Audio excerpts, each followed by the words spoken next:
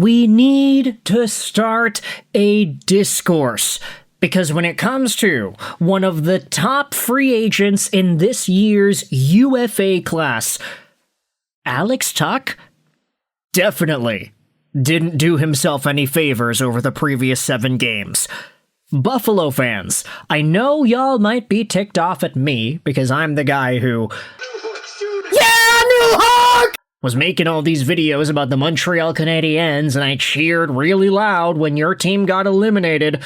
It's right there on the YouTube channel. Sorry. Even though y'all might not like me at the moment, I wanted to get some discourse going about one of your supposedly top guys.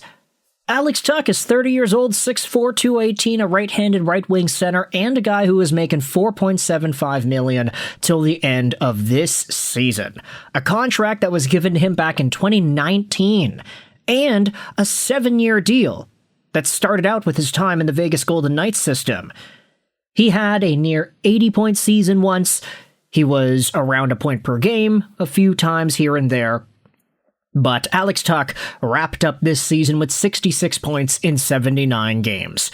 A good player, yeah, but is he a guy that really deserves the projected $10+ million a year that number reports were indicating he might be interested in?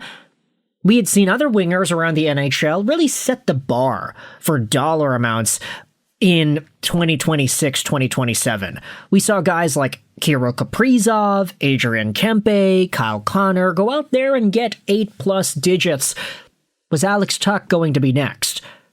Here's the thing, in the playoffs this year, Buffalo's very first playoff series since 2011, Alex Tuch went out there with 7 points in 13 games. Now, that's half a point a game pace, it's just over. It's not the worst in the world, until you realize that all 7 of those Alex Tuch points came in the first round against the Boston Bruins. He had 2 points, 1 point, 1 point, 2 points, 0 points, 1 point, and then against Montreal, nothing. Alex Tuch didn't do anything against the Montreal Canadiens. He shot the puck a bunch.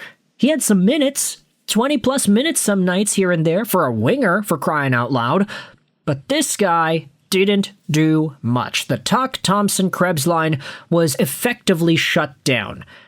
And now we gotta get some discourse going as to whether or not Alex Tuch is a guy worth bringing back. Here's a tweet that was made by Mike Harrington after the Sabres got eliminated. A devastated Sabres locker room, as you would expect. Most stalls are empty. Ukko-Pekka Luukkonen and Tage Thompson are very emotional, and you have Alex Tuch still sitting in stall in full equipment, not moving when we entered, before dropping off his gear. So, Tuch was doing what he generally did the whole series, just sitting in the stall, not moving. Ay. This is big. Just seeing the reaction from Sabres fans. Talish went out there and said Tuch was trash and UPL should have made that save. Trade UPL, let Tuch walk, yada yada yada. Tuch just wants to be in a Sabres uniform a little longer for one last time, not moving in his stall or on the ice. So emotional, yet didn't show up when needed. Thanks, guys. Now, to be fair, there is at least one reply here that says, hey, unpopular opinion, but you extend Alex Tuch. It's not easy getting into the playoffs, and he helps you get there. Losing him is a massive hole. Greenway, Danforth, and Zucker clears $10 million. And then the top reply here says that he no-showed when it mattered the most.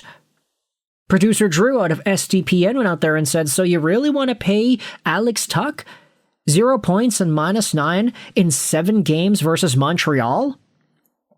Meanwhile, you have fans on the R Buffalo Sabres subreddit go out there and talking about the Alex Tuch situation as well. Heartbreaking way to lose, great season, and let Tuch walk. He is not worth anywhere close to $10 million a year. I'm glad this series happened, if nothing else, to convince this front office not to hand him an 8-year contract. At least that's the silver lining, right? Tuch got exposed for being the least clutch player I have ever seen. He was horrific on every level.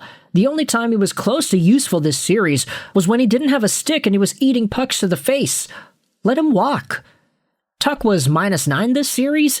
Lots of key moments where you just went, what the hell are you doing? And you needed more from him, and to not rely on a 21-year-old and a 20-year-old playing his 10th game. Look how slow and absent he looked after 2 playoff series this year. Just imagine the same person in 5, let alone 8 years after a playoff series. So, yeah, pretty optimistic way of looking at the Alex Tuch situation. Oh yeah, even though he sucked, the optimism is we now know that we shouldn't sign him. That's a really funny thing for a fan base to go out there and say. Hopefully this is the last time we see Tuch in a Sabres jersey. Yeah, I am over him after that series. He had a good game last game, good game today, but I would not bring him back for his cost and his term. Bye-bye, Tuch. Alex Tuch shows up and Buffalo wins the series. 7 pointless games, man? Come on. And I do kind of wonder if that also plays into it as well. Alex Tuch could have been the overtime hero yesterday. Every player who suited up on the ice had a chance to play overtime hero. If Tuch was able to score that final goal needed to advance to the third round, nobody would be talking about the fact that he went almost pointless in 7 games against Montreal. Clutchness is a factor, and I want to go out there and talk more about clutchness later on in today's show. We'll have another video about it, but for now, Alex Tuch was the total opposite of clutch, and now you've got folks on the Buffalo beat asking, hey, should the Sabres let Alex Tuch walk after that playoff series? Replies go out there and vary. Sign him. All these people saying no didn't watch him all year. They saw one bad series and they're letting their entire judgments get clouded. Buffalo needed a better center to play with Tuch. McLeod isn't good enough. Alex 89 isn't in the conversation of Conn Smythe Trophy, not even a candidate. The obvious answer is to waiver Alex or option restructure his contract. Okay, what is this user even saying? No, his heart is in Buffalo. Give him another year. Offer him 6 at maybe 8 million. If he says no, trade his rights or do a sign and trade. Maybe a part of a Robert Thomas deal. Who really knows? He no-showed. He wasn't hustling. Just nothing when the Buffalo Sabres needed him the most. So, yeah, you could definitely see that Buffalo fans are going through it right now. Not just in regards to the loss, but in regards to the disappointment that we had seen out of these Sabres players.